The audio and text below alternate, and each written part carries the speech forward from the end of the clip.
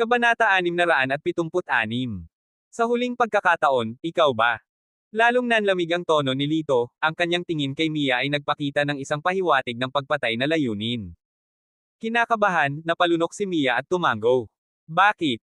Malamig na tanong ni Lito. Pinagdikit ang kanyang mga labi, sinabi ni Mia, hindi ko gustong pakasalan si Chita Chiba. Sinabi ko sa kanya na maliban kung matalo kanya, hindi ako papayag sa kasal.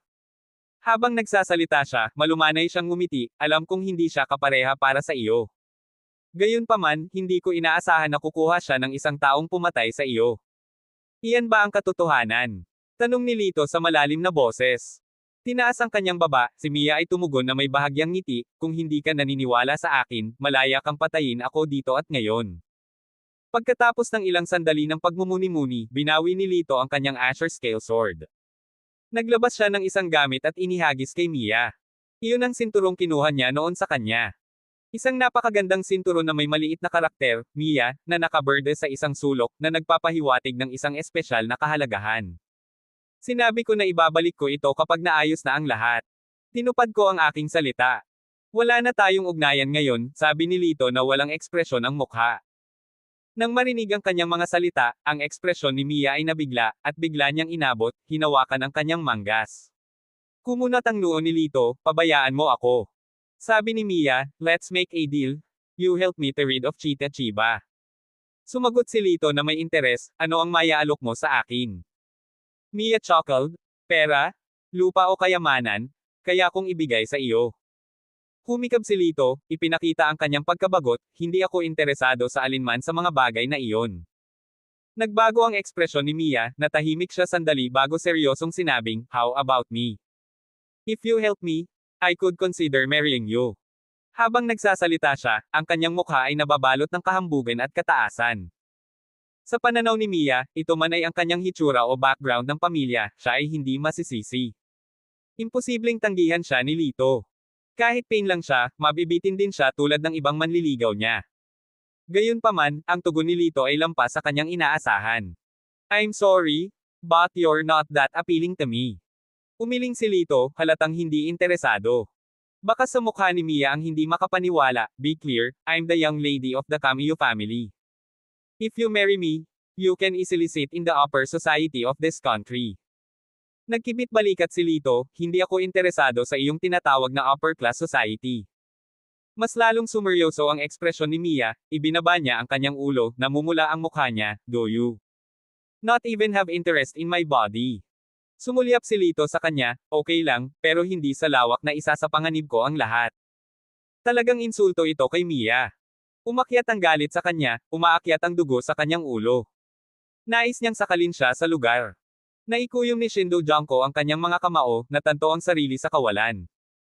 She sneered coldly, so you really are not willing to lend a hand. Umiling si Lito, hindi ako interesado. At Miss Mia, narito ang isang payo, hindi dapat ay overestimate ng isang babae ang kanyang posisyon sa puso ng lalaki. Maaari itong humantong sa kahihiyan. Natatawang tumalikod siya para umalis. Frustrated, pinulot ni Mia ang isang mahabang espada mula sa tagiliran, pinutol ng isang batong estatwa sa dalawa, ano, Lito. Hindi mo lang ako ininsulto kundi hindi mo rin ako nirerespeto. Maghihiganti ako balang araw. Tinawag niya ang kanyang katulong at nagpalit ng damit. Sa sandaling ito, isang katulong ang nagdala ng isang tasa ng tsaa. Walang iniisip na kinuha ni Mia ang tasa ng tsaa at humigop. Bigla siyang nakaramdam ng pagkahilo at bumagsak sa lupa. Dahan-dahang lumabas ang dalawang ninja.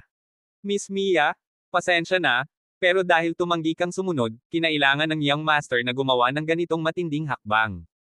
Samantala, sa pag-aaral ng pamilya Camillo, dalawang binata ang nakaupo sa tapat ng isa't isa, isang board ang nakaposisyon sa pagitan nila.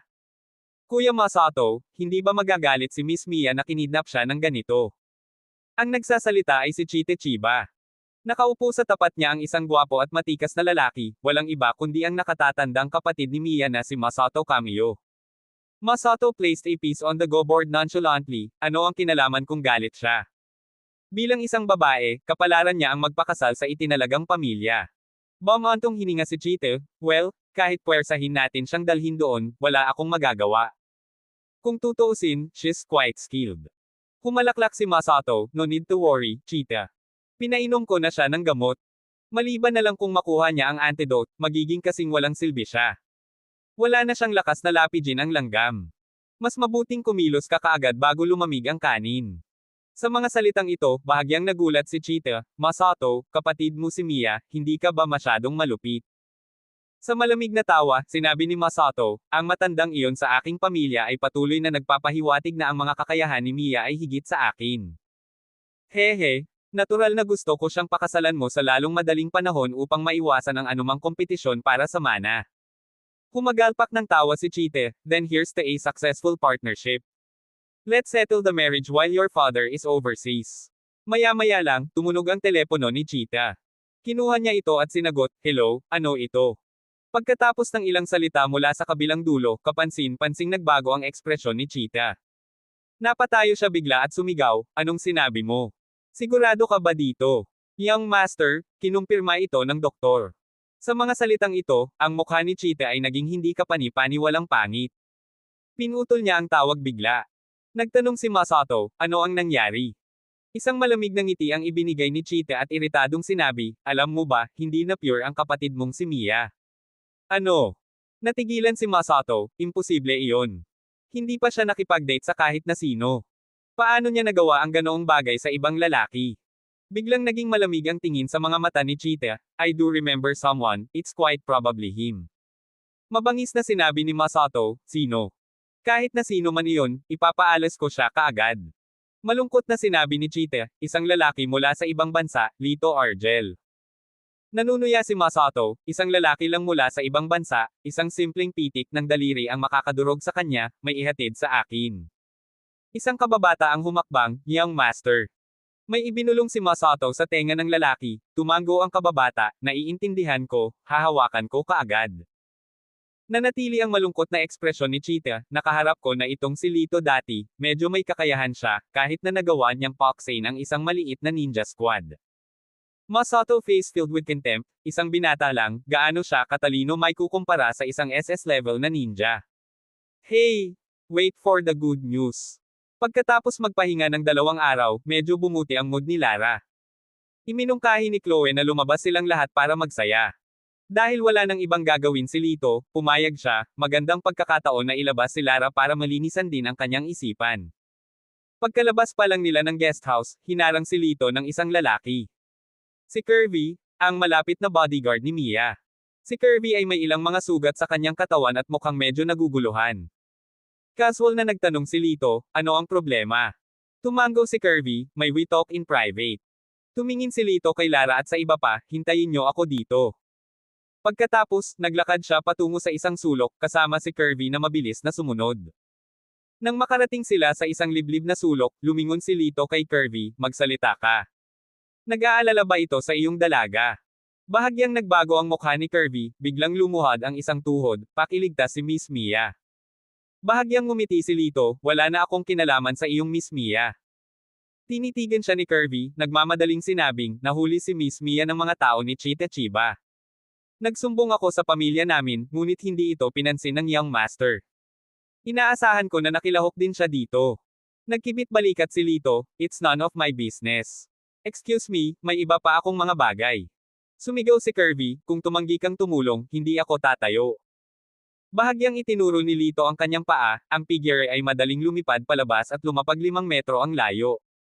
Humakbang siya palayo ng walang sulyap. Si Kirby na nagngangalit ang kanyang mga ngipin at nagmamadaling sumunod sa kanya. Lumingon si Lito, nakasimangot, ano, gusto mong lumaban? Napaungol si Kirby, alam kong hindi kita matatalo. Susundan kita kahit saan ka magpunta hanggang sa magbago ang isip mo. Magayos ka. Si Lito, na hindi siya pinapansin, ay naglakad patungo kay Lara at sa iba pa. Sa daan, sinundan sila ni Kirby nang hindi masyadong malayo o masyadong malapit. Lihim na tinanong ni Chloe si Lito, sino siya? Bakit siya humahabol sa iyo? Kaya gusto mo ng mga lalaki. Inilibot ni Lito ang kanyang mga mata, ako ay 100% straight. Sa kanyang sinabi, parehong tinakpan ni Lara at Karina ang kanilang mga bibig at tumawa. Habang nagsasaya ang lahat, biglang may dumating na malaking truck na umaarangkada. Nagbago ang kulay ng mukha ni Lito. Hindi niya namamalayan na hinawakan ang pinakamalapit na sina Chloe at Lara, at umiwas.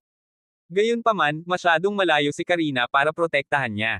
Kasabay nito, si Kirby na hindi pa masyadong nakakalayo, ay sumugod at itinulak si Karina palabas, ngunit siya mismo ang natamaan.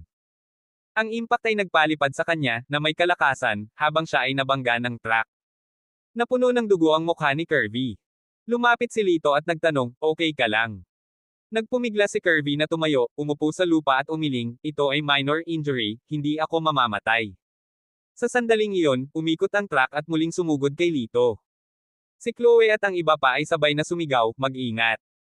Nanlamig ang mukha ni Lito, may bahid ng panunuya sa gilid ng kanyang bibig, sinadya ba? Sino pa ang humihingi ng gulo? Sa isang kisap mata ay umaandar na ang truck patungo sa kanya. Si Lito ay hindi nagpakita ng kahit katiting na intensyon na umiwas. Sa kabaligtaran, iniabot niya ang kanyang kamay at pinahinto ang nag-charge na truck gamit ang isang palad. Boom! Isang nakakabinging tunog ang umalangaw-ngaw, ang fully loaded na truck ay biglang napahinto.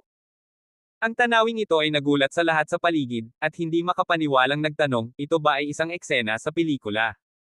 Sa sandaling ito, ang driver ng truck ay isang nasa katanghaliang gulang na lalaki, ang kanyang mukha ay puno ng pagkabigla at pagkamangha. Pagkatapos ay sumuntok si Lito, at tuluyang nabasag ang windshield ng truck.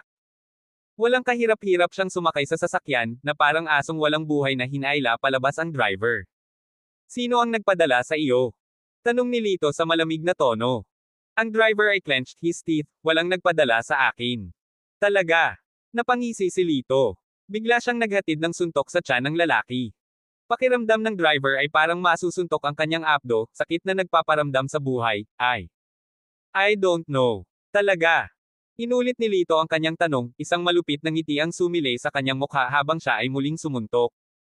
Lumuwa ang driver ng isang subo ng dugo, pakiramdam na parang ang lahat ng kanyang mga panloob na organo ay malapit ng masira. Umuungol siya, magsasalita na ako, tigilan mo na lang ako. Hindi ko talaga alam. Ipinaalam lang nila sa akin ang lokasyon at hitsura mo, at inutusan akong sagasaan ka. Sinabihan akong huwag nang magtanong pa. Sumagot si Lito na may malamig na panunuya, sa tingin ko ay may magandang hula ako kung sino iyon. Pagkasabi nito ay bigla niyang itinaas ang kanyang kamay, at sabay haraw ay biglang naputol ang magkabilang braso ng driver. Sa gitna ng mga hiyaw ng paghihirap ng driver, pinalayo ni Lito ang kanyang mga tao. Dinala niya ang tatlong babae sa mansyon ni Yoshida. Nang makita si Lito, naging mapagpakumbaba ang ugali ni Evan Yoshida. Master Argel, may maitutulong ba ako sa iyo? Tanong niya. Tumango si Lito, I need a favor. These 3 girls will stay at your place for a while. Mariing tumango si Evan. Walang problema. Dahil kaibigan sila ni Master Argel, tiyak na ituturing silang mga bisitang VIP. Sina Chloe at Karina ay parehong namangha. Ilang araw lang ang nakalipas, ang pamilya Yoshida ay hindi nakipag-away kay Lito. Ngunit ngayon, ang kanilang saloobin sa kanya ay gumawa ng ganap na 180 degree na pagliko. Siguraduhin ang kanilang kaligtasan. Kung anumang bagay na mali, sasagutin mo ang iyong buhay, maikling sabi ni Lito. Pagkatapos, tumalikod siya at umalis. Nanginig si Evan at agad na inutusan ang kanyang mga katulong na ayusin ang pinakamagandang matutuluyan. Sumunod si Kirby sa likod ni Lito at nagtanong, maaaring konektado ang insidente ngayon kay Chite Chiba. Saan ka pupunta? Ano ang plano mo? Nang hindi huminto sa kanyang hakbang, sinulyapan siya ni Lito at walang pakialam na sumagot, ang pumatay ng tao. Kabanata 677. Ang pamilyang Chiba. Bitawan mo ako. Binasag ni Mia ang isang salamin, umuungal sa galit. Bumukas ang pinto ng may malakas na kalabog, pumasok si Chita, nanunuya, Mia, nakatadhana kang maging babae ko, huwag ka nang lumaban. Malamig na tumawa si Mia, you will never have me. Chita revealed a lewd grin and walked over, grabbed Mia's wrist, you can't even pumatay ng ant now, I can do whatever I want with you. Bahagyang nagbago ang mukha ni Mia, nagngangalit ang kanyang mga ngipin, may lalaki na ako. Malamig na sinabi ni Chita, yung Lito, di ba? Huwag kang mag-alala, hindi na siya mabubuhay ng mas matagal. Inimbitahan ko na si Ormatan, ang numero 1 ninja at isang SSS class na malakas na tao. Napahamak siya. Nang marinig ang pangalan ni Ormatan, nagbago ang mukha ni Mia. Of course, I won't kill him. Di ba masyadong mabait yun sa kanya? Gusto ko siyang pilayin, panoorin niya ng sarili niyang mga mata kung paano kita nilalay, hehe. Si Chite ay tumawa sa buong mukha sa isang mapanlinlang na paraan. Naikuyom ni Mia ang kanyang kamao, ipinikit ang kanyang mga mata, at dahan-daang bumagsak ang dalawang linya ng malinaw na luha mula sa kanyang mga pisngi. Nang makita ang kanyang mga luha, si Chite ay labis na nagalit, siya ay umungal, ano ang napakahusay tungkol sa lalaking iyon. Wala siyang pamilya, at wala rin siyang kayamanan na kalaban ng isang bansa. Ano ang napakahusay sa kanya? Mia gave a faint smile, because he is very strong, a real man. You, a villain who only knows tricks, can't compare to him. Nagngangalit si Chita, nagtaas ng kamay, at sinampal si Mia, kapag naging bilanggo ko siya, lumuhad sa harap ko na humihingi ng awa, malalaman mo kung sino ang totoong lalaki. Pagkatapos sabihin ang kanyang saloobin, siya ay stormed off na galit. Tinatakpan ng kanyang namamagang pisngi, tahimik na umiyak si Mia, tumulo ang mga luha sa kanyang mukha. Ngayon ang araw ng pakikipag-ugnayan ni Chita at Mia. Ang bahay ng pamilyang Chiba ay pinalamutian ng mga feston at lantern, na may mga socialite at celebrity na dumagsa. Dumating sina Lito at Kirby sa engagement ceremony at nakahanap ng upuan. May pag-aalala sa mukha, nagtanong si Kirby, sigurado ka bang tayong dalawa lang? Napansin ko ang maraming bihasang tao sa gate. Nakasandal sa kanyang upuan, walang pakialam na sumagot si Lito, kung natatakot ka, maaari ka nang umalis. Umiling si Kirby, talagang mapangahas ka pero baka isang taong kasing bangis mo lang ang makakapagpahumaling kay Miss. Tumawa si Lito, gusto akong patayin ni Mia, imposibleng mahumaling siya sa akin. Kirby once again shook his head, I've been with Miss for many years. I know how she treats other men and how she treats you. In her heart, you indeed have a unique position. Nagpakita ng pag-aalinlangan si Lito na may casual na pagkibit-balikat.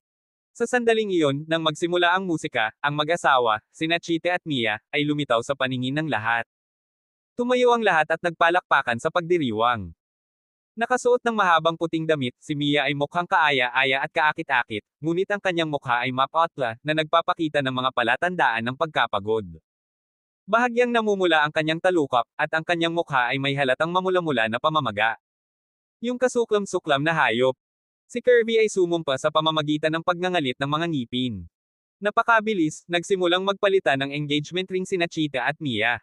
The host proclaimed loudly, let's congratulate the couple on their successful exchange of rings. Walang tumututol sa audience, di ba? Sa sandaling ito, dahan-daang tumayo si Lito at malayang sinabi, tutol ako. Sa isang iglap, lahat ng mata sa kwarto ay nakatuon sa kanya. Naging malungkot ang mukha ni Chite nang makita si Lito. Anak, matapang kang magpakita rito. Isang matamis na ngiti ang ibinigay ni Lito, mahina ang mga bantay sa tirahan ng Chiba mo. Madali akong nakapasok. With that, diretso siyang naglakad papunta kay Mia. Sinuri niya ang lahat, pagkatapos ay casual na ibinalita, I came here today for one thing. I'm taking this woman with me. Sa kanyang mga salita, bahagyang natigilan si Mia, na nakatingin kay Lito. Hindi niya inaasahan na talagang pupunta si Lito upang iligtas siya, sa sobrang dominanteng paraan upang magbot. Lalong natulala ang mga tao. May sapat na pangahas na agawin ang nobya ni Chita. Ang bawat isa ay may mga ekspresyon ng panunood ng isang kapana-panabik na drama.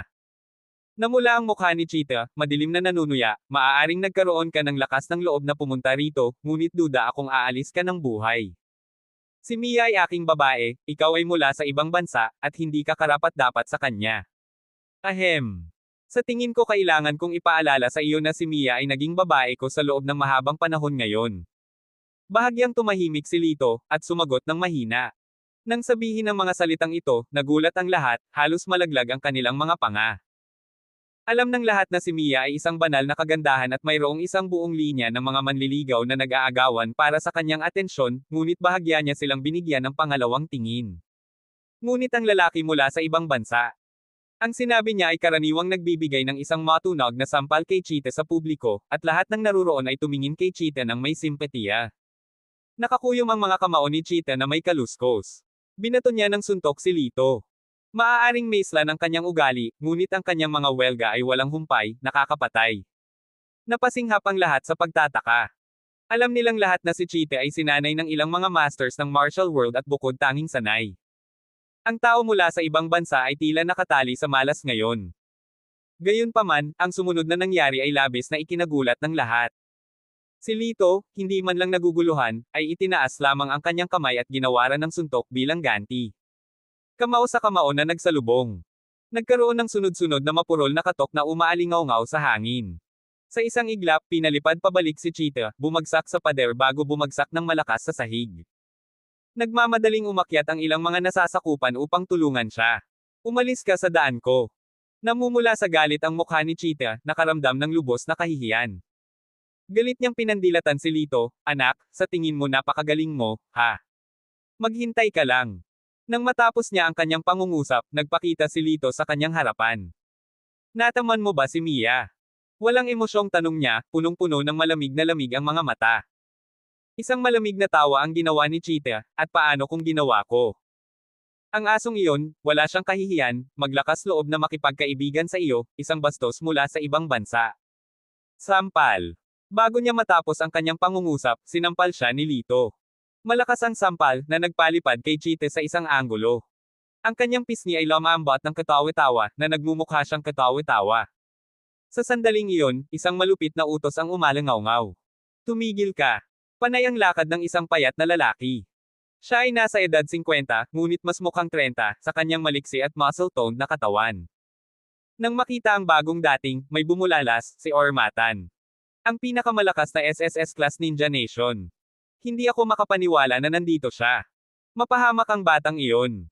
Tumingin si Ormatan kay Lito at malamig na sinabi, pabayaan mo si Mr. Chiba. Sa isang panunuya, muling itinaas ni Lito ang kanyang kamay. Sampal. Isang sampal na naman ang damapo sa mukha ni Cheetah Chiba. Ibinuka ni Cheetah ang kanyang bibig, umubo ng dugo, kasama ang ilang ngipin. Tumingin si Lito kay Ormatan, na may ngiti, pagtiisan ang mga kahihinatnan. Mas gusto kong makita kung anong uri ng mga kahihinatnan ang mga ito. Ikaw namang na bata, mapangahas na mayabang, ngayon ay tuturuan ka ng matandang ito ng magandang aral.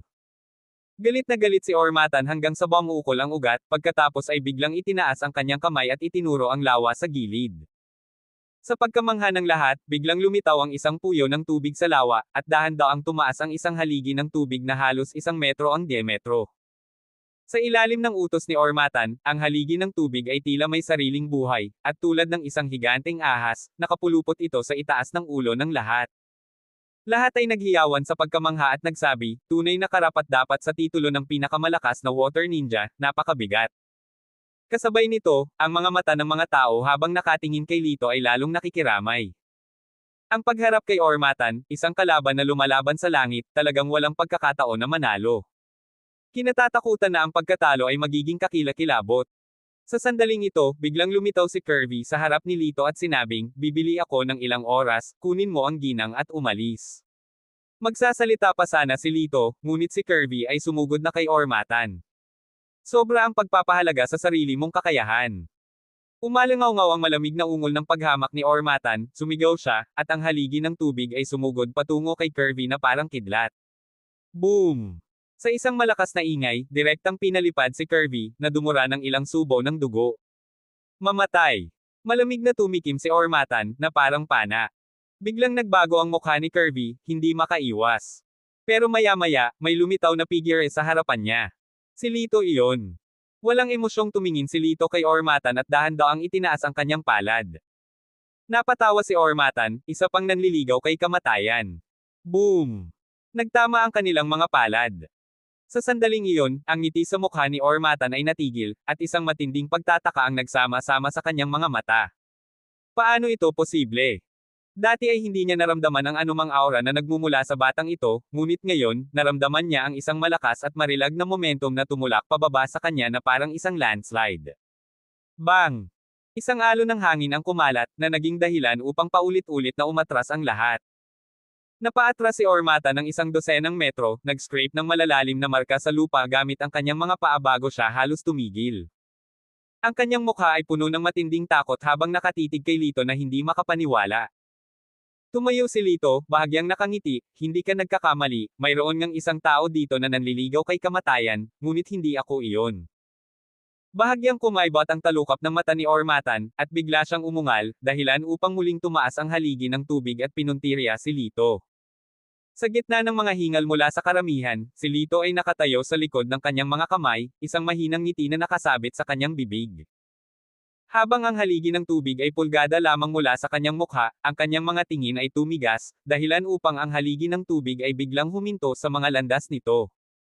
Ang biglaang pagbabago sa mga pangyayari ay nagpabago sa ekspresyon ng mukha ni Ormatan, ang kanyang mga mata ay nanginginig ng walang tigil. Sa susunod na pangyayari, ang haligi ng tubig ay biglang nagbago ng direksyon, na nagpuntirya ng napakalaking suntok patungo kay Ormatan. Boom! Umalangaw-ngaw ang dagandong sa lupa. Parang biglang bumuhos ang malakas na ulan. Sa pag-aayos ng tubig, ang hubad na figure ni Ormatan ay lumitaw sa harap ng karamihan. Punit-punit na ang kanyang damit, isang pares ng underwear lang ang halos nakasabit. Hahaha. Nang makita ang nakakatawang tanawing ito, ang lahat ay napahalakhak. Namula ang mukha ni Ormatan, agad niyang tinakpan ng mga kamay ang mga binti.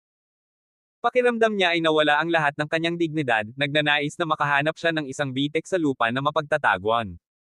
Lumakad pasulong si Lito, malamig na ngumiti, pinagbintangan mo lang ako na mayabang. Well, syempre, mayabang ako dahil may puhunan ako para maging mayabang. Hindi. Lumayo ka. Si Ormatan ay lubos na natakot at napaluhod sa kanyang mga tuhod.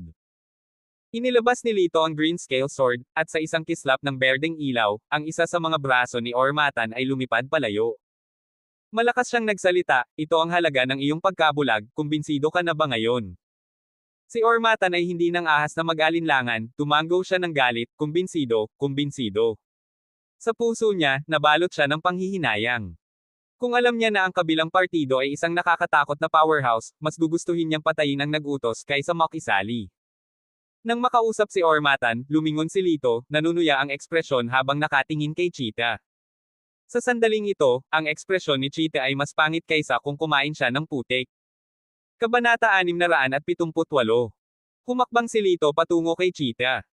Kaagad, mahigit isang dosenang ninja na nakaitim na damit ang hamarang sa kanya, bawat isa ay eksperto sa grade S. Ang mga labi ni Lito ay pumulupot sa isang masamang ngiti. Hindi pinapansin ang mga ito, dir-diretso siyang naglakad pasulong, walang tigil na sumuntok. Isa-isang lumipad palabas ang mga ninja, parang mga sandbag. Ang sigaw ng sakit ay umalangaw-ngaw sa lahat ng dako. Madaling tumayo si Lito sa harap ni Cheetah, at marahang tumawa, "Young Master Cheetah, mayroon ka bang anumang tulong?" Walang tigil na nanginginig ang mga labi ni Cheetah, hindi makapagsalita ng matagal. Hindi niya akalain na ang lalaking ito mula sa ibang bansa ay may ganoong nakakatakot na lakas. Ikaw. Wala kang magagawa sa akin, o hindi ka patatawarin ng tatay ko. Siya ang pinakamakapangyarihang Gold Series na ninja sa ngayon. Napuno ng hinanakit ang mga mata ni Cheetah, kapag lumabas na siya sa kanyang closed-door cultivation, patay ka. Kung aalis ka ngayon, kaya kong bitawan ang responsibilidad mo. Tumawa si Lito, huwag kang mag-alala, hindi kita papatayin. Nang marinig ito, nakahinga ng maluwag si Cheetah at ngumisi, "Anak, ang bait mo. Humingi ka ng tawad sa akin, at gagawin ko." Bago niya natapos ang kanyang pangungusap, nakaramdam siya ng matinding sakit sa kanyang ibabang bahagi ng katawan. Sa hindi matiis na sakit, naramdaman ni Cheetah ang pamamanhid sa kanyang singit, pagkatapos ay parang hihimatayin. Ikaw. Anong ginawa mo sa akin? Gulat na tinitigan niya si Lito. Tumawa si Lito, ano sa palagay mo? Mahilig kang ipilit ang sarili mo sa mga babae, hindi ba? Sisiguraduhin kong hindi ka na manghihipo ng babae sa buong buhay mo. Nang marinig ito, agad na nawala ng kulay si Cheetah, at nawala ng malay. Lumapit si Lito kay Mia, iniabot ang kanyang kamay, at sinabing, "Sumunod ka sa akin." Sa ilalim ng mga tumitingin na mga mata ng karamihan, tumingin sa kanya si Mia, isang bahagyang pamumula sa kanyang magandang mukha.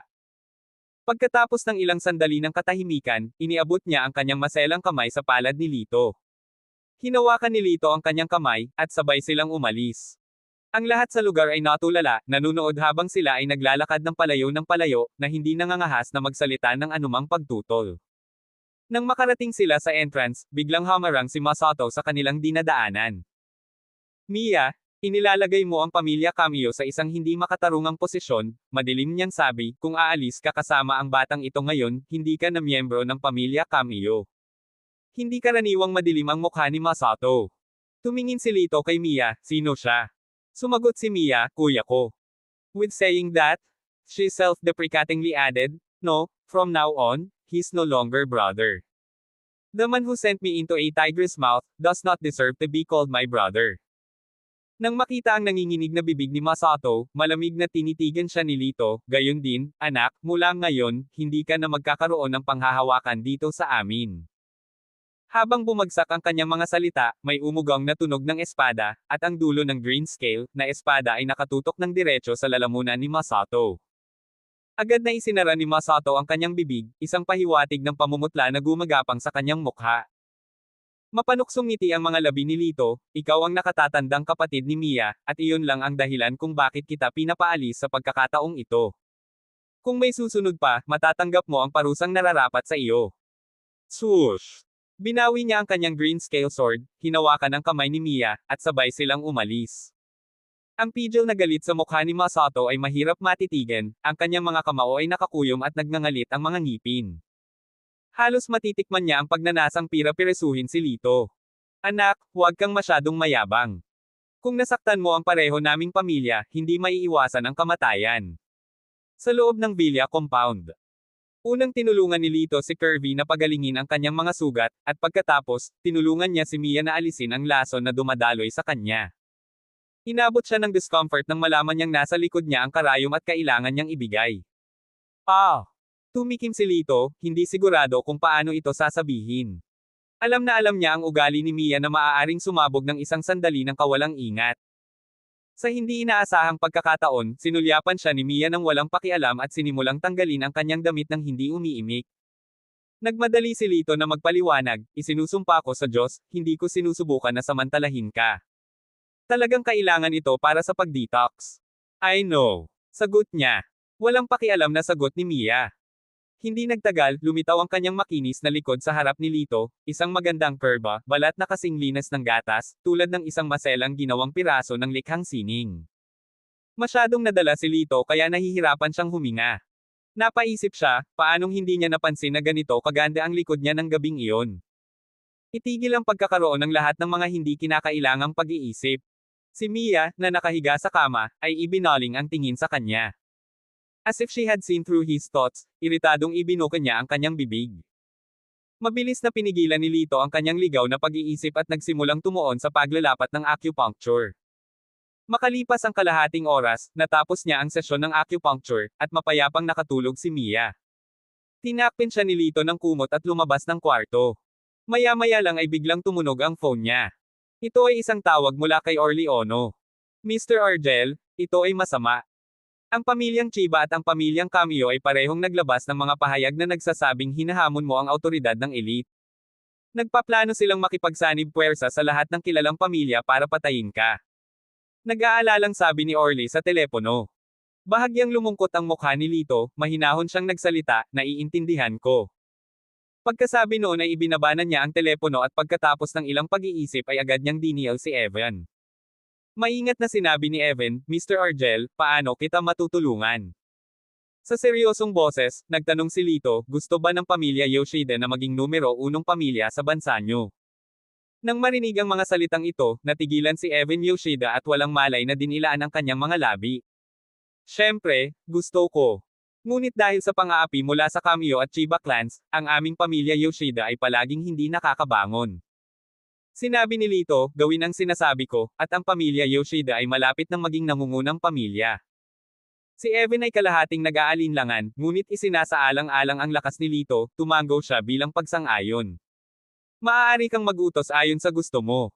Tumango si Lito, napagtanto na si Evan ay talagang matalino, tiyak na mas matino kaysa sa kanyang ama at kapatid. Sumunod, nagbigay ng ilang tagubilin si Lito at pagkatapos ay ibinaba ang telepono. Pagkatapos, tumawag siya kay Aberezzo. Matapos ayusin ang mga bagay na ito, humiga na siya sa kama. Makalipas ang isang oras, isang balita ang nagpadala ng shockwave sa buong lipunan ng mataas na uri. Nagpakalat ng mensahe ang pamilya Yoshida, ang ulo ng pamilya, si Evan at ang kanyang pangalawang anak na lalaki, si Jiro ay pinatay lahat ng batang Grandmaster, at sila ay naalis sa isang welga lamang. Ang lahat ay hindi maipaliwanag na natakot, at ang buong mataas na lipunan ay namangha. Tandaan, si Evan ay itinuturing na pinakamataas na pag-iral sa mga ninja, ngunit siya ay wala sa binatilyong iyon sa isang iglap. Walang alinlangan, kung ano ang isang napakapangit na pagiging ang binata ay dapat na. Bago makabangon ang lahat mula sa pagkabigla, hindi nagtagal, isa pang sumasabog na balita ang dumating mula sa Akagi Mountain. Ang pinuno ng Ghost Flame Sect, si Aberretso ay natalo ilang araw na ang nakalipas, at ang nakatalo sa kanya ay ang parehong batang Grandmaster. Sa isang iglap, ang buong martial arts circle at ang matataas na klase ay kumukulo sa pananabik. Si Aberretso, na sinasabing higit sa 300 taong gulang at may kakayahang magbukas ng mga pintuan ng underworld, ay natalo rin ang batang Grandmaster na ito. Sa hitsura nito, ang lakas ng halimaw na binata na iyon ay maaaring abot langit na. Sa sandaling ito, nais ng bawat pamilya na magkaroon ng mga koneksyon sa batang Grandmaster na ito, sa sandaling matagumpay nilang mapagtagumpayan siya, magkakaroon sila ng malaking suporta sa buong East. Talaga, sila ay magiging walang kapantay. Samantala, sa loob ng isang ospital, isang lalaking nasa edad 50 ay nakatayong malungkot sa koridor. Siya ang pinuno ng pamilyang Chiba, si Ricardo Chiba. Sa una ay nasa malalim na pagmumuni-muni siya, ngunit napilitang ihinto ito nang marinig ang tungkol sa pinsala ng kanyang anak. Ang ilang mga medikal na kawani ay lumabas sa silid ng sakit, at si Ricardo ay agad na lumapit upang magtanong tungkol sa kalagayan ng kanyang anak, "Kumusta ang aking anak?" Sinenyasan ng manggagamot ang nurse na isara ang pinto, pagkatapos ay umiling, "Pasensya na, ginawa namin ang aming makakaya. Ngunit ang iyong anak ay ganap na nawalan ng kakayahang mambuntis." Kapansin-pansing nagbago ang ekspresyon ng mukha ni Ricardo, halos himatayan siyang bumagsak sa sahig. Nakatayo sa malapit, mabilis siyang inalalayan ni Masato, na binibigkas ang malalim na boses, "Tito, hindi ka maaaring mawalan ng puso, kailangan mong maghayganti para kay Chita." Ang mga ugat sa mukha ni Ricardo ay malamig na nagsasaad, "Ano ulit ang pangalan ng batang iyon? Haharapin ko siya ng personal." Umiling si Masato, "Maaaring mahirap iyan, kahit si Ormatan ay hindi katugma sa kanya, gayunpaman, maaaring may magandang ideya ako." Agad namang nagtanong si Ricardo, "Ano?" Sinabi ni Masato, "Hindi ako sigurado kung narinig mo ang tungkol sa kabataang Grandmaster na iyon mula sa ibang bansa." Tumango si Ricardo, "Narinig ko ang tungkol sa kanya. Siya ay naging prominent sa East nitong mga nakaraang araw, na may kakayahang talunin ang parehong Kerwin Yoshida at Aberretso ng sabay-sabay, talagang napakalakas niya. Iminumungkahi mo bang hikayatin natin siyang tulungan kaming pangasiwaan si Lito?" Sinabi ni Masato, "Tito, naiintindihan mo ako. Pambihira ang batang Grandmaster, pero sa palagay ko, kung anyayahan siya ng dalawang pamilya natin, hindi niya tayo tatanggihan." Nang marinig ito, malalim na sumang-ayon si Ricardo at ipinalakpak ang kanyang mga kamay, na nagsasabing, "Mabuti, gawin natin ang iminungkahing mo. Ano man ang gastos, dapat nating anyayahan ang batang Grandmaster na iyon. Gusto kong walang malilibingan ang munting bastos na iyon na may apelyidong Argel." Kinaumagahan, sa sandaling bumangon si Lito, dumating ang tawag ni Evan Yoshida. "Mr. Argel? Tulad ng inaasahan mo, kasalukuyang naghahanap si Ricardo sa lahat ng dako ng mga kontak ng batang Grandmaster." Tumango si Lito, "Alam ko." Iniligpit niya ang kanyang telepono at may kinuha sa sombrero ring ang isang maskara ng balat ng tao. Suot ang maskara ay agad na nagbago ang mukha niya. Mukha pa siyang binata, pero ibang-iba sa orihinal niyang mukha. Nakarating siya sa isang kalye na puno ng lahat ng uri ng tao at pumasok sa pinakamalaking bar. Pinili niya ang lugar na ito para sa isang simpleng dahilan, isa ito sa mga lugar ng pagtitipon, ang pinakamalaking organized crime syndicate. Sa sandaling ito, ito ang pinakaabalang oras sa bar. Nakakabingi ang musika, nakakasilaw ng mga ilaw, at napakasigla ng kapaligiran. Pumasok si Lito sa bar, umorder ng inumin, at umupo sa bar na humigop ng kanyang inumin ng dahan-dahan. Maya-maya lang ay biglang may tumapik at humawak sa braso niya. Nilinggan ni Lito ang kanyang ulo upang makita ang isang batang babae na mukhang 15 taong gulang, nakasuot ng uniforme ng paaralan, nakasuot ng maikling plaid na palda, may makapal na pampaganda sa mata, ear stud, at mukhang isang pilyong babae. "Kuya, ilang lalaki ang nang-aasar sa akin, pwede ka bang magpanggap bilang boyfriend ko?" Kumurap ang babae kay Lito, nagsasalita sa napaka-coquettism na tono. Walang pakialam na sumagot si Lito, "Wala akong oras." Biglang nanlamig ang mukha ng batang babae, galit niyang sinabi, "Napakasungit mo. Paano mo tatanggihan ang kahilingan ng isang kagandahang tulad ko? Isang kagandahan. Nasaan ang kagandahan? Isang ugly duckling lang ang nakikita ko." Sumulyap si Lito sa kanya, hindi nagbabago ang kanyang ekspresyon. Namula ang mukha ng dalaga dahil sa galit. Nagpakawala siya ng sound, naghahanda ng maglakad palayo, ngunit sa paglingon niya, nakita niya ang ilang lalaki na papalapit. Bahagyang nagbago ang kanyang ekspresyon, agad siyang kumapit sa braso ni Lito, at matamis na sinabi, Kuya, mahal na mahal kita. Nang makita ito ng mga lalaki, agad silang humakbang, galit na sumisigaw, Hoy, babae, ang lakas ng loob mo, nang ahas na nakawin ang aming mga pitaka. Ipinikit ng dalaga ang kanyang mga mata, hindi ako nagnakaw ng kahit anong wallet, binabalangkas mo ako. If you dare to bully me, hindi ka bibitawan ng boyfriend ko. Tama ba kuya? Pagkatapos sabihin iyon, ibinoling niya ang kanyang mapanuksong tingin kay Lito. Ang atensyon ng matitibay na lalaki ay agad na nakatuon kay Lito. Itinuro ni Lito ang kanyang tingin sa mga lalaki, at sinabing walang pakialam, nasa bag niya ang iyong mga wallet, at hindi ko siya kilala. Kabanata 679. Sa narinig, agad na dinukot ng mga lalaki ang backpack ng dalaga at inilabas ang wallet nito mula sa loob. Well, little missy, ang lakas ng loob mong lokohin kami, sumama ka sa amin. Lumapit sila at pinalibutan ang dalaga. Namutla sa takot ang mukha ng dalaga, ano? Anong gagawin mo? Kinuha mo na ang wallet, pwede mo na akong bitawan di ba? Nag-smirk ang mga lalaki, medyo vulgar, ano sa tingin mo? Siyempre, dapat gantihan mo kami. Sinabi ng batang babae, wala akong pera. Ang isa sa mga lalaki ay tumawa, walang pera, ngunit pagkatapos ay kailangan mong bayaran sa amin ang iyong katawan. Pagkatapos noon ay bigla niyang hinawakan ang palso ng dalaga. Maya-maya lang ay biglang nabato ang isang tasa ng alak na tumalsik sa mukha ng lalaki. Natigilan ang lalaki at tumingin kay Lito, anong kalokohan ang ginagawa mo? Ibinaba ni Lito ang tasa sa kanyang kamay at sinabing walang pakialam, hayaan mo na siya, umalis na kayo. Ngumuso ang lalaki, akala ko ba sinabi mo na hindi mo siya kilala? Huwag kang makialam sa negosyo ng iba. Binigyan siya ni Lito ng isang sulyap, nakuha na ninyo ang wallet, bakit kailangan pang pahirapan ang buhay ng isang batang babae? Ngumisi ang lalaki at mahigpit na hinawakan ang palso ng dalaga, I'm gonna make life hard for her, what are you gonna do about it? Ang iba pa niyang mga kaibigan ay may mga mukha na sabik na panoorin ang paglalahad ng drama. Sa sandaling bumagsak ang mga salita, biglang pumitik ang kamay ni Lito, at ang baso ng alak ay lumipad palabas, tumpak na nabasag sa ulo ng lalaki. Ah! Isang nakakakilabot na sigaw ang pinakawalan ng lalaki, at unti-unting damaloy ang isang patak ng sariwang dugo sa kanyang ulo. Nang makita ito, nagbago ang mga mukha ng iba pang mga lalaki, lahat sila ay itinoon ang kanilang atensyon kay Lito, mabangis na nakapalibot sa kanya. Sumigaw sila, anak, kumain ka na ba ng puso ng oso at apdo ng leopardo? Alam mo ba kung sino kami? Nililigawan mo si kamatayan. Itinuro ng isang tao ang logo sa harap ng kanyang itim na kamiseta, na nagsasabing, nakikilala mo ba ito? Alam mo ba kung ano ang kinakatawan nito? Tumugon si Lito na may banayad ng ngiti, oo, ang pinakamalaking organisasyon ng underworld. Ngumisi ang lalaki, alam mo ito at nangangahas pa ring maging mapangahas, humingi ka ng tawad sa amin, magbayad ng 1,000,000 sa mga medikal na bayarin, at pakakawalan ka namin. Umiling si Lito, hindi ako magbabayad, ang totoo, pumunta ako ngayon para lang hanapin ang boss mo. Nagkatinginan ng ilang lalaking iyon, humagalpak sa tawa. Anak, kung gusto mong makilala ang aming amo, kailangan mong magkaroon ng kapalaran, ngunit sa kasamaang palad ay malapit ka ng mamatay sa amin.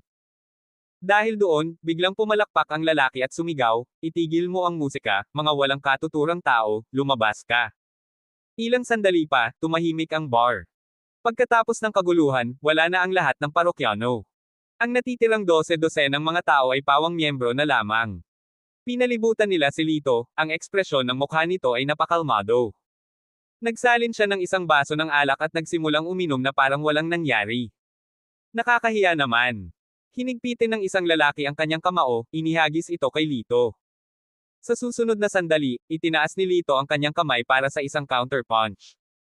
Bam! Sa mahinang tunog, isang matipunong lalaki na may taas na 1.8 metro ang pinalipad, na natamba ang mga mesa at upuan. Sa pagsaksi nito, ang mga tao ay nagpakita ng pagtataka sa kanilang mga mukha.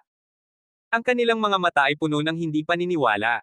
Walang inaasahan na ang tila balingkinitang binata na ito ay nagtataglay ng nakakatakot na lakas. Balit nakatayo ka lang dyan. Magsama-sama tayong lahat, ipakita sa batang ito ang ating kapangyarihan. May sumigaw, at nagising ang mga tao. Lahat sila ay kumilos. Ngunit bago pa man maabot ng kanilang mga kamao si Lito, nakaramdam sila ng malakas na puwersa, at tumalbog sa paglipad. Bang! Bang! Bang! Sunod-sunod silang tinaboy. Napuno agad ng matinis na hiyawan ang bar. Sa lahat ng pagkakataon, si Lito ay nakaupo sa kanyang upuan, hindi man lang nag-abala na tumayo mula sa kanyang upuan. Ito ay talagang natakot sa lahat. Ang ganitong uri ng pamamaraan ay tiyak na hindi mula sa ilang ordinaryong eksperto. Ikaw, maliit. Maliit, sino ka ba? Ang lalaking nasa unahan ay bumagsak sa sahig, ang kanyang mga mata ay puno ng matinding takot. Si Lito sumulyap siya sa kanya. You're not worthy enough para malaman ang pangalan ko. Tawagan mo ang boss mo. Ang lalaki ay hindi nang ahas magsalita ng isa pang salita. Mabilis niyang kinuha ang phone niya at tinawagan ang amo. Hindi nagtagal, ang isang nasa katanghaliang gulang na lalaki na nakasuot ng itim na trench coat, na may maikling balbas sa kanyang baba, ay nagmamadaling lumapit sa kanila, isang bakas ng mga bodyguard na sumusunod sa kanyang likuran. Ang kanyang pangalan ay Tatrono, ang pinuno ng sa rehiyon ng Nara. Agad na tumayo ang lalaking Natamba, itinuro si Lito, boss, siya iyon. Ang matalim na tingin ni Tatrono ay dumapo kay Lito. Nabugbog mo ba lahat ng tauhan ko? Humigop si Lito ng kanyang inumin at tumango, oo. Tahimik na tumawa ang lalaking nasa tabi nila, siguradong maghihiganti ang amo nila para sa kanila. Ang susunod na segundo. Smack! Sinampal ni Tatrono ang sarili niyang tagasunod, kayong mga walang kwentang basura. Ni hindi mo matatalo ang isang binata. Hinawakan ng tagasunod ang kanyang mukha, bumulong sa agrabyado na tono, boss, bagay talaga siya. Tinanguan ito ni Tatrono, hey, tingnan natin. Hindi ako naniniwala na ang isang berdeng bata ay maaaring maging kahanga-hanga. Ikinumpas niya ang kanyang kamay at humakbang ang isang lalaking nakakarate suit mula sa mga bodyguard sa likod niya. Bata, ang bodyguard ko dito ay ang 3 beses na magkakasunod na karate champion mula sa silangan, na kilala bilang Ghost Hand Sniper. Kapag nakakilos na siya, hindi maiiwasang mapilayan ang mga kalaban niya. Kung alam mo kung ano ang makakabuti sa iyo, lumuhad ka at humingi ng tawad. Huwag mong sayangin ang oras ng lahat, pahayag ni Tatrono na may kumpiyansa at pananalig. Tumayo si Lito, humarap kay Tatrono, na nakakunot ang kanyang mga labi, naghihintay ng paghingi ng tawad. Hey! Walang iba kundi isang duwag na parang daga. Gayunpaman, ang sumunod na sinabi ni Lito ay nahuli sa kanya na hindi nakabantay. Gawin mo ang iyong galaw. Bahagyang ngumiti si Lito, inilagay ang isang kamay sa likod niya, sinabing, masyadong mahina ang bodyguard mo. Bibigyan ko siya ng one-hand advantage. Ang kanyang mga salita ay lalong nagpainit sa galit ni Tatrono. Go! Teach this cocky bastos a lesson. Sigaw niya sa bodyguard niya. Ang bodyguard, na nagngangalit sa galit, ay natagpuan ang mga salita ni Lito na parang isang sampal sa mukha ng publiko. Siya ay pagkatapos ng lahat ng 3 beses na magkakasunod na pambansang karate champion. Hindi siya pushover. Sa isang kisap mata, pinuntahan niya si Lito gamit ang isang paalang na sipa, sumugod ng mabilis. Sobrang bilis. Truly deserving of his champion title. This is going to be tough for the kid. Ang mga miyembro ng gang ay nagpalakpakan, na nagpapahayag ng paghanga. Umiling si Lito, umiwas sa pag-atake, at tahimik na nagsalita, masyadong mabagal. Nagbago ang ekspresyon ng bodyguard. Ang kanyang bilis ay naabot sa limitasyon ng isang karaniwang tao, ngunit ang batang ito ay walang kahirap-hirap na nakaiwas sa kanyang pag-atake. Isang stroke ng swerte, tiyak na siya ay hindi kapani-pani walang maswerte. Sa sandaling ito, biglang nawala si Lito sa kanyang orihinal na posisyon, na naging sanhi ng pagbabago ng mukha ng bodyguard, na naramdaman na may malalang mali. Gayunpaman, huli na ang lahat. Sa sumunod na segundo, lumitaw si Lito sa kanyang harapan, ibinato ang suntok sa kanyang tiyan. Pinalipad ang bodyguard, nakahiga sa sahig. Sa oras na ito, ang mukha ni Tatrono ay naging kasing putla ng papel, ang kanyang mga labi ay nanginginig ng ilang beses, ngunit hindi siya makapagbitaw ng kahit isang salita. Pagkaraan ng ilang sandali, natakot siyang tumingin kay Lito, sino? Sino ka talaga? Bilang isang regional boss, si Tatrono, na nakakita at nakaranas ng marami, ay naisip na si Lito ay hindi ordinaryong tao. Umupo si Lito sa isang upuan, humigop ng alak, at sinabing, galing ako sa ibang bansa. Ibang bansa. Bulong ni Tatrono sa sarili. Biglang may kumidlat sa kanyang isipan. Hindi ba't mula rin sa ibang bansa ang batang grandmaster na gumulat kamakailan sa buong upper society? Marahas na nagkontrata ang kanyang mga mata habang nakatingin siya kay Lito at nagtanong, maaari ba, ikaw ang batang grandmaster na tumalo kay Kervin Yoshida at Abe Retso? Hindi umimik si Lito, tumango lang siya. Naramdaman no Tatrono na nanghina ang kanyang mga tuhod at muntik na siyang matamba. Kung hindi siya nag-aalala na mawala ng mukha sa harap ng kanyang mga compound, wala na siyang ibang mamahalin kundi ang agad na ihagis ang sarili sa paanan ni Lito. Kaya si Master Argel. Ito ay isang hindi pagkakaunawaan. Lahat ng nangyari ngayong gabi ay isang hindi pagkakaunawaan. Binago ni Tatrono ang kanyang mukha sa isang iglap, ngumiti ng matalim. Ang kanyang mga tauhan, na dating binugbog ni Lito, ay lubos na nataranta. Boss, hindi ito misunderstanding. Siya ang nag-udyok ng away. Dumilim ang mukha ni Tatrono at sinampal niya ang isa sa kanila. Tumahimik ka, magsalita ka pa at puputulan ko yung dila mo. Hinawakan ng kanyang alagad ang kanyang mukha at hindi na naglakas loob na magbitaw ng isa pang salita. Itinuro ni Tatrono ang isang magiliw ng ngiti kay Lito. Master Argel, I apologize for my inhospitality. It's my mistake. To make it up to you, sasagutin ko lahat ng gastusin mo ngayong gabi. Walang sinabi si Lito, na kasing ganda ng isang kasunduan.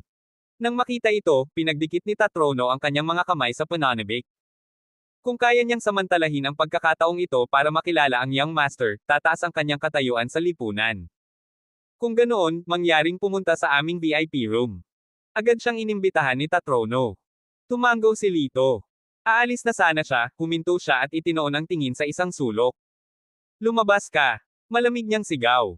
Sa sandaling ito, isang figure ang lumitaw mula sa sulok.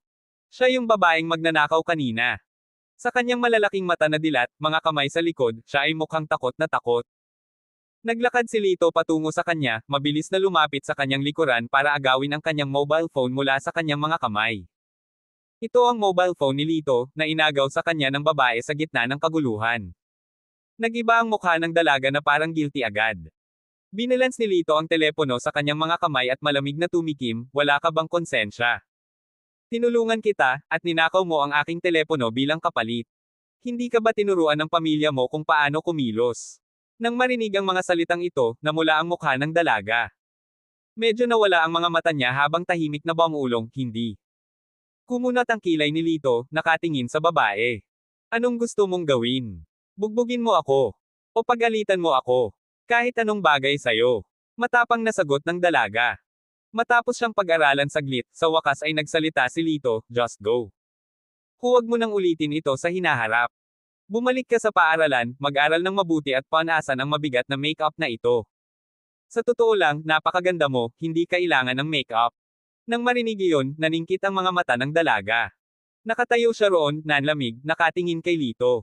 Sa oras na ito, sinundan na ni Lito si Tatrono paakyat sa hagdan.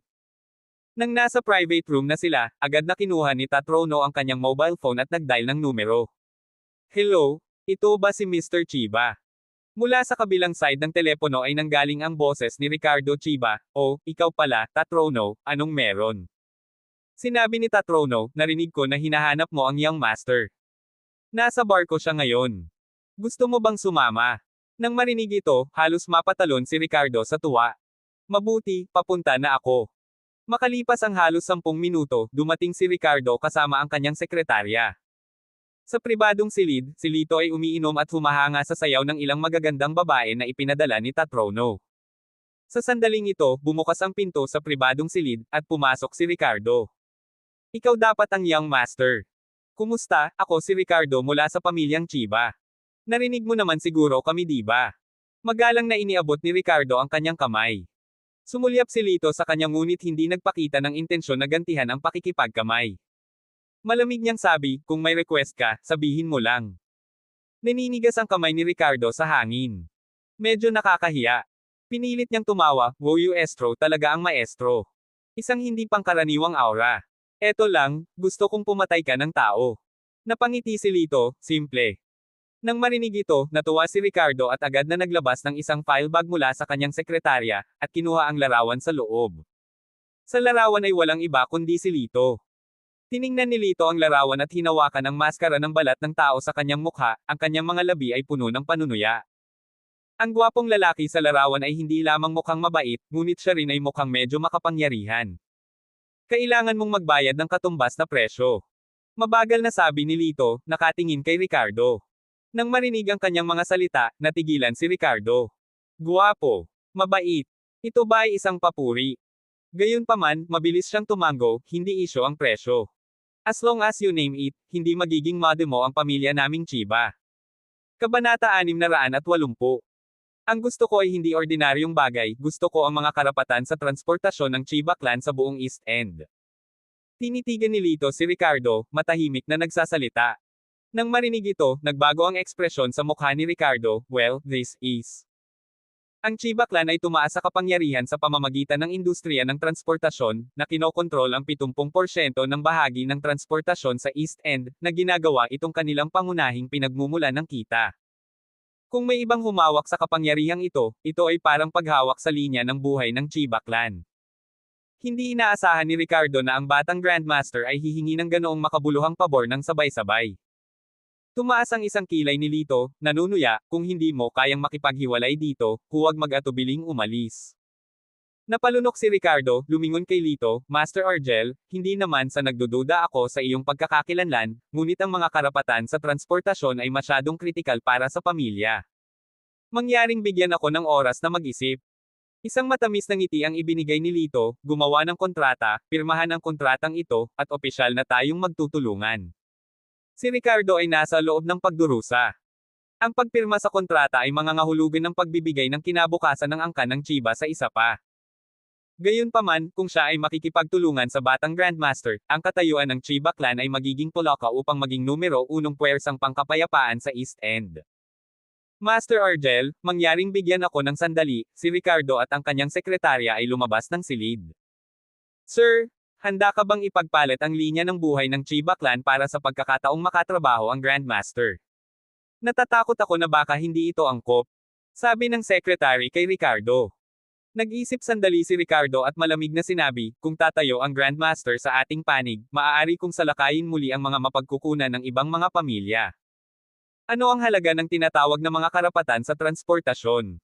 Tumango ang sekretarya, tama ka, hanggat sinusuportahan tayo ng Grandmaster, walang maglalakas loob na lumaban sa atin. Pero paano tayo makakasigurado na siya talaga ang Grandmaster na iyon? Nagsalita si Ricardo sa malalim na boses, hehe, I have my ways. Bumalik siya sa kahon at sinabi kay Lito, to tell you the truth, ako rin, ay isang martial artist na may pangalan at reputasyon. Narinig ko na ang lakas ni Master Argel ay laban sa langit, at gusto kong makipag-spar kay Master Argel. Ibinaba ni Lito ang kanyang baso ng alak at tumayo, natatawa, oo naman. Natural na naunawaan niya na si Ricardo ay hindi nagnanais na makipag-spar, ngunit para lamang subukan ang kanyang mga kakayahan, na nagpapatunay kung siya ay pambihirang tulad ng sinabi ng mga alingawngaw. Noon lang, biglang kumilos si Ricardo. Ikinumpas niya ang kanyang kamay at biglang dumating ang isang surge of energy. Sa sumunod na segundo, nawala ang figure ni Lito sa kanyang kinalalagyan, na ang enerhiya ay tumama sa dingding, na nagbutas dito. Maaaring isipin ng isa, kung ang puwersang ito ay tumama sa isang tao, madali itong tumago sa katawan. Si Ricardo ay nagbigay ng malamig na ngiti, biglang naglapat ng puwersa gamit ang dalawang kamay, at higit sa 100 surge ng enerhiya ang lumipad palabas. Sa pagkakataong ito, hindi umiwas si Lito, ngunit nakatayo pa rin sa paghihintay. Nang makita ito, napangisi si Ricardo, masyadong mabagal ang iyong reaksyon. Nagpanggap ka ba bilang Grandmaster? Sa sandaling bumagsak ang kanyang mga salita, nagbago ang kanyang ekspresyon. Dahil nakakita siya ng malabong gininto ang halo na nakapalibot sa katawan ni Lito, ito ay tila ilang mahimalang phenomena. Ito ay sa natulala ng mga mata ni Ricardo, ang 12-12 ng mga hibla ng enerhiya, nang mahawakan ang halo, ay direktang nilamon ng halo, na parang patak ng tubig na pumapasok sa isang lawa, na walang anumang bakas. Napatulala si Ricardo, blanko ang kanyang isip. Ito ang kanyang kakaibang pamamaraan, at sa kabuuan ng kanyang mga dekada ng paggala sa Eastern Islands, walang sino man ang nakabasag nito. Ngunit ngayon, ito ay walang kahirap-hirap na na-neutralize ng isang kabataan. Ito ay talagang hindi kapanipaniwala. Bahagyang ibinaba ni Lito ang kanyang mga labi, tumapak sa sahig, at biglang binaril ang 12-12 ng mga hibla ng enerhiya patungo kay Ricardo. Wala nang oras si Ricardo para mag-react. Sa oras na natauhan siya at ibinaling ang kanyang ulo, nakita niya ang mga hibla ng enerhiya na naka-embed sa dingding, na bumubuo ng kanyang hugis ng katawan. Namutla agad ang kanyang mukha. Tuluyan na siyang nagulat. Ang antas ng karunungan sa panloob na enerhiya, kasama ng napakalaking panloob na lakas, ay napakabigat na ito ay ganap na walang kapantay. Dahan-daang nagsalita si Lito, gusto mo bang ipagpatuloy ang sparring match na ito? Hindi na kailangan. Huminga ng malalim si Ricardo at agad na yumuko kay Lito. Ang Grandmaster ay talagang karapat-dapat sa kanyang katanyagan. Isang sardonic na ngiti ang sumilay sa kanyang mukha. Sa napakalakas na individual na naroroon, si Lito, na sumire kay Cheetah, ay walang alinlangan na mapapahamak. Hindi na nagatubili pa si Ricardo, agad na kinuha ang panulat, at pinirmahan ang kanyang pangalan sa kasunduan. Gayunpaman, hindi niya napansin, sa sandaling ito, sa mga mata ni Lito, may bakas ng banayad na panunuya. Nang matapos ang lahat, si Lito, sa ilalim ng effusive goodbye ni Ricardo, ay umalis sa bar, na naglalakad ng masayang naglalakad sa kalye. Makalipas ang ilang hakbang, napansin niyang may sumusunod sa kanya. Alam kong sinusundan mo ako. Bakit hindi ka lumabas? Tawag niya. Tumigil si Lito at tumingin sa likod. Mula sa sulok ng isang pader, isang batang babae ang lumitaw ang dating nakilalang magnanakaw. Sumulyap si Lito sa kanya at nagtanong, bakit mo ako sinusundan? Kinagat ng dalaga ang kanyang mga labi, nag-alinlangan sandali, at sinabing, may hiling ako. Pwede mo ba akong ipaghanda ng pagkain? Tumawa si Lito, nagnakaw ka sa akin at may lakas kang loob na hilingin sa akin na tretuhin ka. Nalungkot ang mukha ng dalaga, well, never mind then. Wala akong kinakain buong araw, gutom na ako. Nang makita ang kanyang dismayado at nakakaawang tingin, hindi na lang siya pinansin ni Lito at tinawag siya, sige, alis na tayo. Ililibre kita ng ramen. Talaga. Ang galing, salamat. Napakabait mong tao. Masayang lumapit ang dalaga. Nakahanap ang dalawa ng ramen shop sa malapit at nagpakasawa sa kanilang pagkain. Pagkatapos nilang kumain, kumuha si Lito ng pera at iniabot ito sa dalaga. Bata ka pa, you have boundless possibilities ahead. Huwag kang maging delinquent, umuwi ka na. Huminto ang dalaga, blanko na nakatingin sa pera sa kamay ni Lito, pagkatapos ay tumangala sa kanya. Pulang-pula ang kanyang mga mata, medyo komplikado ang kanyang tingin. Ipinilig niya ang kanyang ulo, medyo natatawa. Walang pakialam sa akin ang pamilya ko. Fixed na sila sa pagpapadala sa akin sa ibang bansa, pero ako. Gusto ko lang manatili sa lolo ko. Habang nagsasalita siya, tumulo ang mga luha niya. Hindi matiis ni Lito na makitang umiiyak ang mga babae na kasing edad niya, ito ay katulad ng pagtingin kay Chenner na nagdurusa. Bumantong hininga siya at nagtanong, well, may matutuluyan ka ba? Umiling ang dalaga. Nang walang ibang pagpipilian, dinala siya ni Lito sa isang motel, na umupa ng isang solong silid. Sa pintuan, iniabot niya ang susi sa dalaga, isaisip mo ang numero ng telepono ko. Kung may mangyari, tawagan mo ako. Dapat kang pumasok sa loob. Tumingin sa kanya, ang batang babae ay nagtanong, hindi ka ba papasok para maupo saglit? Hindi na kailangan. Matapos iwanan ang mga salitang ito, tumalikod si Lito at umalis. Ang batang babae ay nakatayo sa pintuan, nakatitig ng walang laman kay Lito habang siya ay naglalakad palayo, ang kanyang mga mata ay muling namumula. Pagkatapos nito, dumiretso si Lito sa pamilya Yoshida. Nang iharap niya kay Evan Yoshida ang transport right transfer agreement, nanginginig si Evan sa tuwa. Dapat mong malaman, ang pamilya Yoshida ay lumalaban sa loob ng maraming henerasyon at nabigo pa rin na masecure ang mga karapatan sa transportasyon, ngunit nagawa ni Lito na agawin ang kasunduan sa loob lamang ng isang araw. Thud.